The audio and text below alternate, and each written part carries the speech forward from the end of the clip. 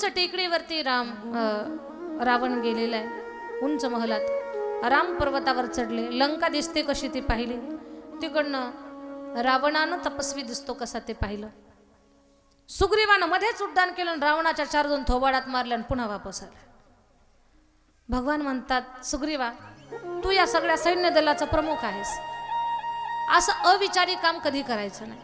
ठीक आहे, रावणाच्या भुजा पाहून तुझ्या भुजा फुरफुरल्या असतील, पण रावणानं जर तुला तिकडे बंदिशाळेत टाकलं असतं तर हे सगळं सैन्य मला सोडून गेलं असतं.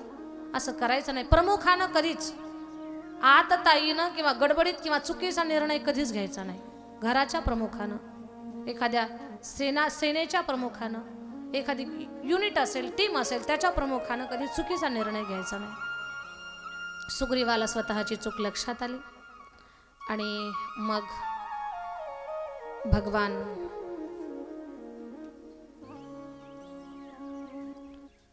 युद्ध होऊ नये, कारण युद्धामध्ये काही कुणाचं भलं होत नाही. युद्ध टाळावं, शिष्टाई करण्यासाठी अंगदाला पाठवलं. अंगदजी जा आणि शिष्टाई करून या. अंगदजी गेले, रावणाला 4 गोष्टी समजावून सांगण्याचा प्रयत्न करता, पण रावणाला समजत नाही. शेवटी युद्ध करायचं जे ते ठरलं. युद्ध ठरल्यानंतर युद्धाची पूर्ण तयारी. इकडे रामाचं सैन्य सज्ज आहे, रावणाच्या सैन्याची तयारी झाली. अंगदजीने निरोप दिला. रावणाच्या मनातच नाही की युद्ध करू नये म्हणून. रावणाच्या एकच डोक्यात आहे, ही माकडं आणि हा नर, या दोघांना मी मारणार, सीता मलाच मिळवणार, ही त्याची खोटी कल्पना आहे भगवान. म्हणून तो काही ऐकण्यात येत नाही, राहत नाही, बोल नाही का. तो जो रावण आहे त्याच्याशी युद्ध केल्याशिवाय पर्याय नाही. सैन्य तयार झालं, इकडे रामाचं तिकडे रावणाचं, आणि सैन्य तयार झाल्यानंतर प्रत्येक जण तयारीनिशी युद्धाच्या अगोदर स्वर्गातल्या देवतांनी रामरायाला धर्मरथ दिलेला आहे. रावण अधर्माच्या रथावर आहे. अनेक योद्धे, अनेक बलशाली योद्धे युद्धभूमीवरती युद्धाच्या तयारीनिशी आलेले आहेत. अखया नावाचा राक्षस, आषाढी नावाचा राक्षस, अनेक प्रकारचे राक्षस युद्धासाठी सज्ज झालेले आहेत. आणि असे धीर वीर बलाढ्य अनेक राक्षसांच्या समवेत त्या युद्धभूमीवरती रावण उतरलेला आहे. इकडे रामरायाचं सैन्य तयार झालेलं आहे. 21,870 हत्ती, 21,870 रथ, 65,610 घोडेस्वार, 1,09,350 पायदळ, याला एक अक्षौहिणी सैन्य म्हणतात. याच्या 20 पट सैन्य रावणाकडे आहे. रावणाकडे प्रहस्त, ध्रुमाक्ष, वज्रदंश, अकंपन अशा अनेक बलशाली राक्षस आहेत. अनेक राक्षस आहेत. एक एक राक्षस स्वतःचा पराक्रम आता रणभूमीवरती दाखवणार. इकडे प्रभू रामचंद्राकडे नल, नील, जामवंत, सुग्रीव, हनुमंत अशा अनेक वानर आहेत. बलशाली वानर जामवंतजी आहेत, अंगदजी आहे, हनुमान आहे, स्वतःचे भाऊ लक्ष्मणजी आहे, विभीषण त्यांच्या सोबत आहेत. आणि पाहता पाहता दोन्ही सैन्यातल्या सैनिकांनी आपल्या आपल्या राजाचा जय जयकार केला. प्रभू रामचंद्र भगवान की जय. वानर रामाचा जय जयकार करत होती. प्रभू रामचंद्र भगवान की जय.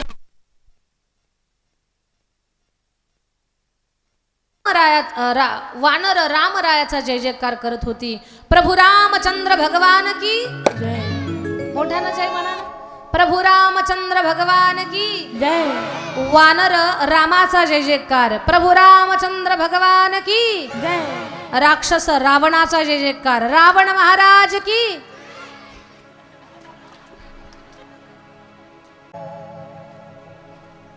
गुरुजी हे चाललंय काय नेमकं. रावणाचा आपल्याला जय जयकार करायचा, ती राक्षस करत होती असं सांगायचं होतं मला. तुम्ही लगेच जय म्हणून मोकळे झाले. हा सैन्य दोन्ही खर्च, पण आपल्याला फक्त रामाचं सैन्य व्हायचं, राक्षसाचं व्हायचं नाही, रावणाचं सैन्य आपल्याला व्हायचं नाही. पाहता पाहता सैन्य एकमेकावरती तुटून पडलंय.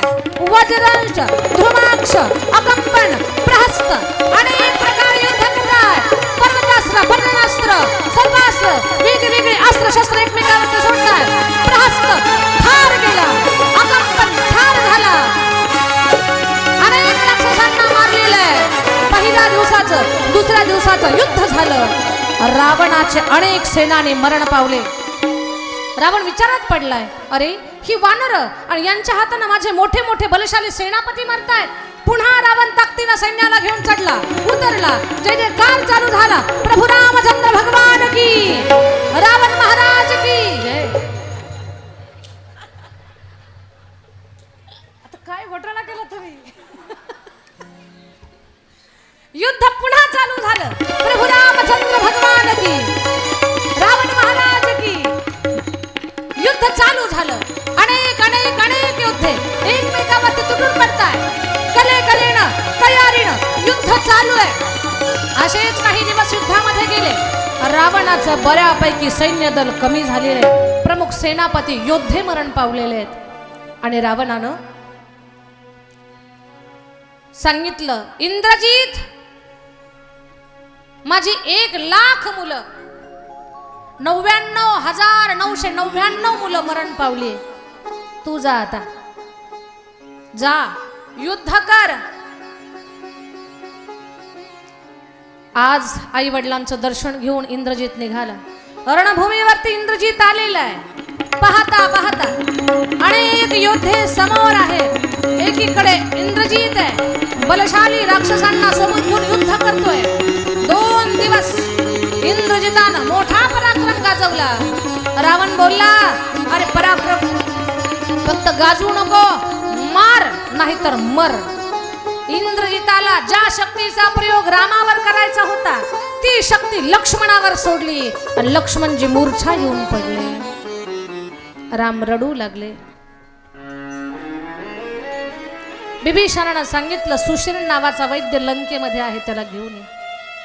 त्या वैद्यानं सांगितलं, सूर्य उदयाच्या आज जर संजीवनी वल्ली आली तर लक्ष्मण तुमचे, अन्यथा लक्ष्मण तुमचा नाही. राम रडू लागले. हनुमानजी म्हटले, भगवान रडू नका, आत्ता जातो वल्ली घेऊन येतो. हनुमंता, तू जाशील पण सूर्य उदयाच्या आत यायचंय आणि सूर्य उगवायला फक्त 3 तास बाकी आहेत. हनुमानजी बोलले, भगवान काळजी करू नका, मी येईपर्यंत सूर्यच उगवणार नाही. म्हणे कसं काय? म्हणे मी जेव्हा जन्मलो ना तेव्हाच त्याला गिळायला निघालो होतो, तेव्हापासून ते घाबरतंय आपल्याला.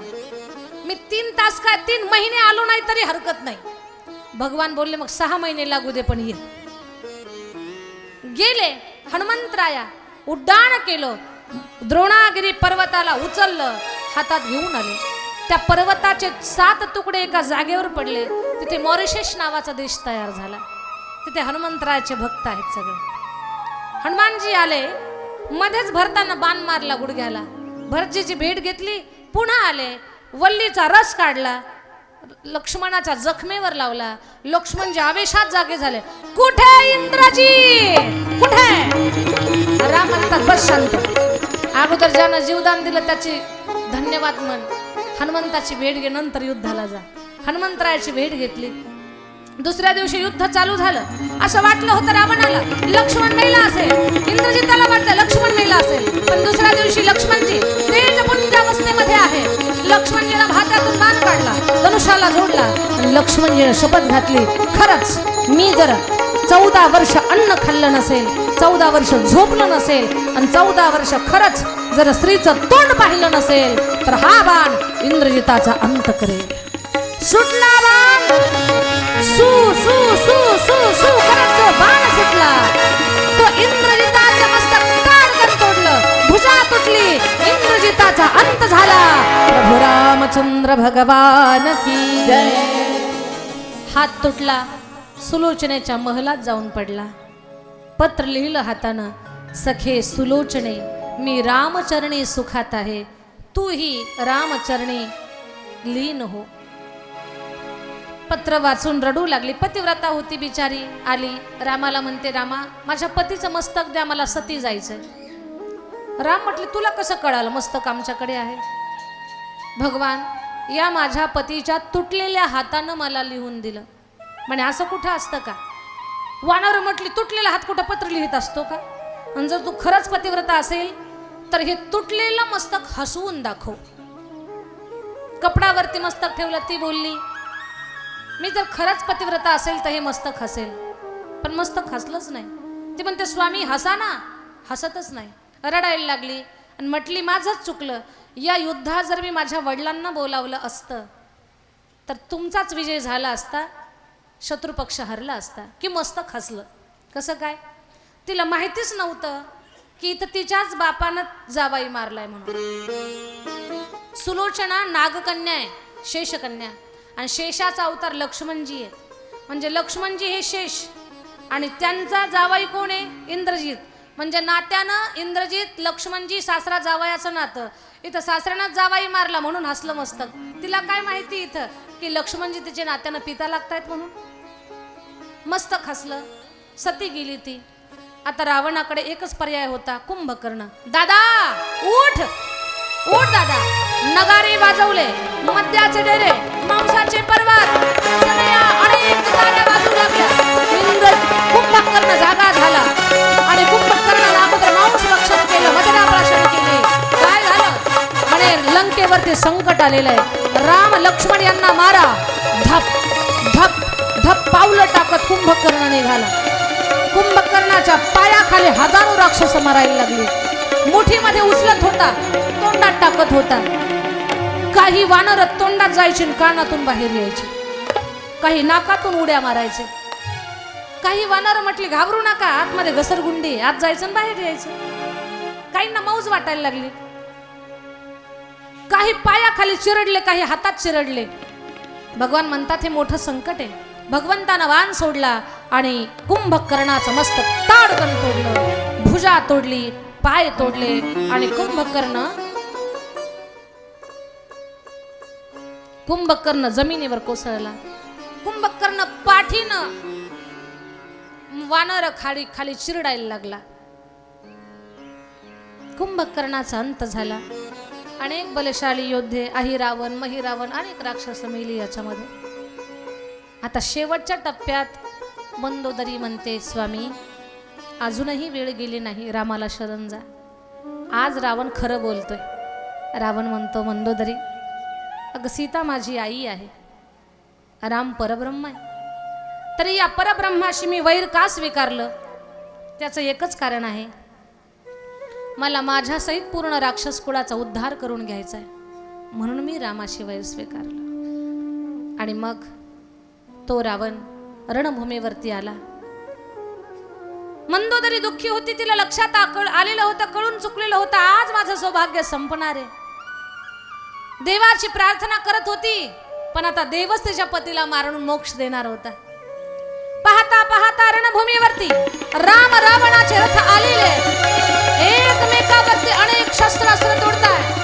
रामानं असा बाण सोडला, रावणाचं मस्तक तुटलं. दुसरा बाण सोडला, मस्तक तुटलं. पण मस्तक तुटत होतं तर पुन्हा तयार होत होतं. हजारो मस्तक तोडली, पण तुटलेलं मस्तक पुन्हा तयार होत होतं. रामाला प्रश्न पडला, करू तर काय? बिभीषणानं सांगितलं, अगस्त्य दत्त नावाचा बाण जोडा की ज्याला 2 अर्धचंद्राकृती आहे. मस्तक तुटावं आणि अमृतकोपी फुटावी. सोडला बाण अगस्त्य दत्त नावाचा. सुटलेल्या बाणानं रावणाची अमृतकोपी फुटली. मस्तक ताडकन तुटलं. रावण जमिनीवर कोसळला. स्वर्गातून पुष्पवृष्टी झाली. प्रभू रामचंद्र भगवान की जय. रावण मरण पावला. टाळी वाजवा.